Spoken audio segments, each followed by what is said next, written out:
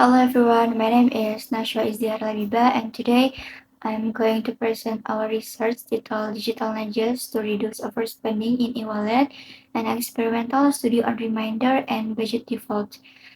In this study, we'll look at how simple features in e-wallet apps like reminder and budget default can influence how people spend their money, especially related to overspending.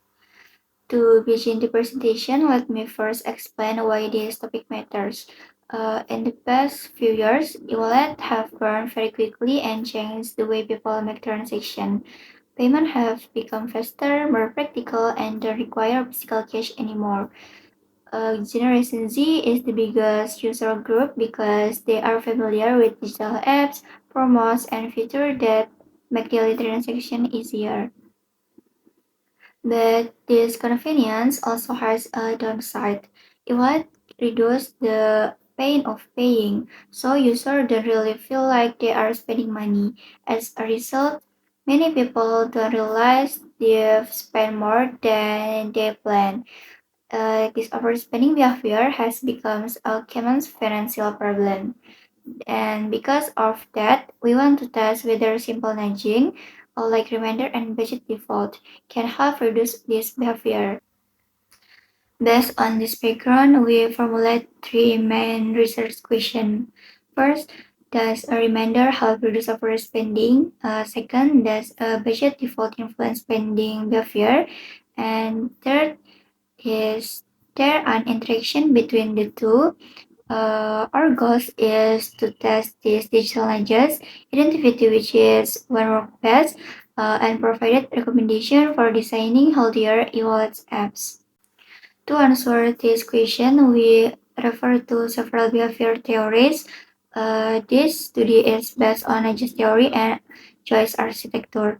The main idea is that small design elements like warning, pop-ups, or default number can influence decision without forcing people. We also connect this to several cognitive bias of framing effect, ensuring loss aversion, and trust.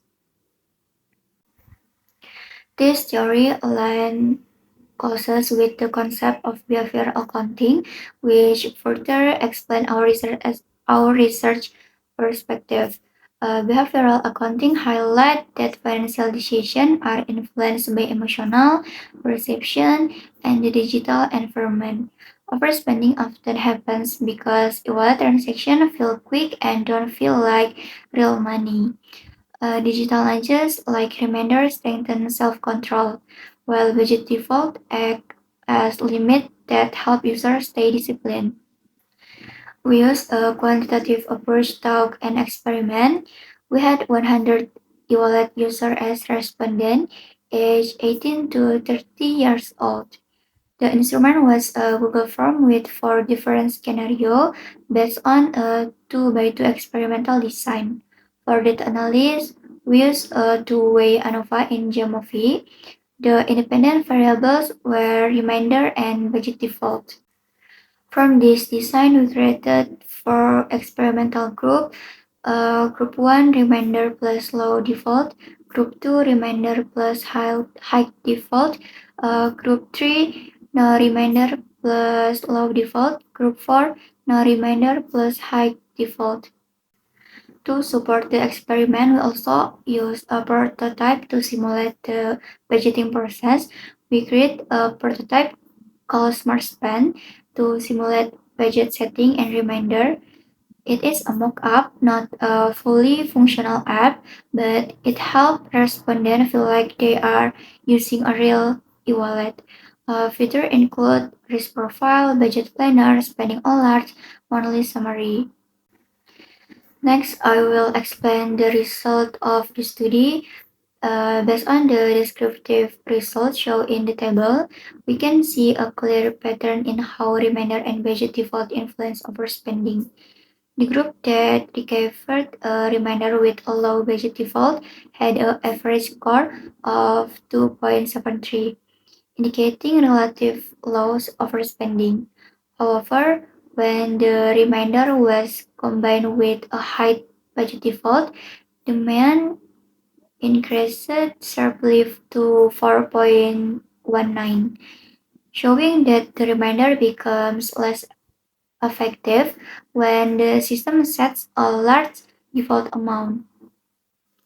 Meanwhile, in the group without a reminder, a low default produced a mean of 2.85, while the lowest overspending score was found in the no reminder plus high default group, with a mean of 2.31. These patterns demonstrate that the budget default has a stronger influence on spending behavior than the reminder itself.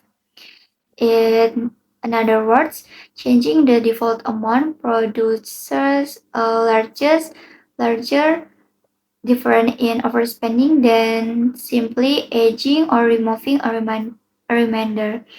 Overall, the result indicate that the default value provided by the app play a significant role in shaping user spending behavior.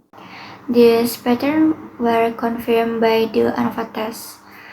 From the ANOVA result, the overall model is significant with a p-value less than 0.001. This means the both reminder and budget default truly influence overspending. First, the effect of reminder is significant. F equals 17.67, p-value p less than 0.001, which show that reminder do help reduce overspending. Second, the effect of the budget default is also significant. F equals 4.83, P equals 0.03, although the effect size is small. But the most important result is the interaction effect, which is very strong. F equals 22.82, P less than 0.001. This means that remainder are only effective when the budget default is low. If the default amount is high, the remainder becomes much less influential. To better understand this result, here in the interpretation, there are four key points from this result. First, remainder only work when the default budget is low. When the default is already small, the remainder strengthen self-control, so users are more careful with their spending. Second, a high default budget creates what we call psychological permission. Because the number looks large, users feel they still have room to spend more, even if a remainder appears. Third, the default budget has a stronger influence than the remainder. This happens because of the anchoring effect. The first number users see becomes their mental reference for deciding how much they can spend. And the last, system design is more powerful than notification. Notification can be ignored, but default number shape user decision from the very beginning.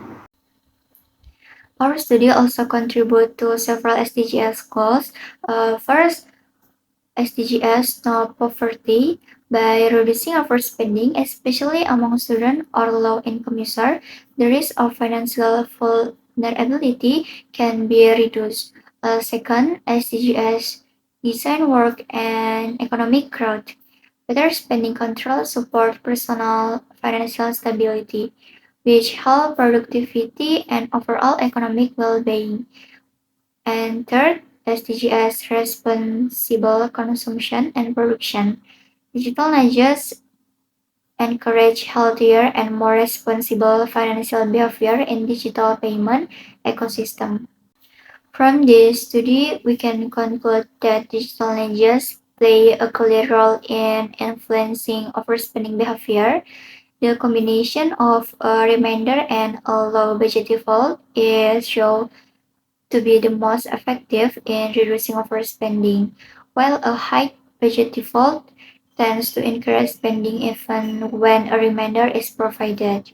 Overall, these findings suggest that e-wallet application should pay close attention to how the budget default is set because it strongly shapes user financial decision. The limitation for e-wallet developers are quite practical.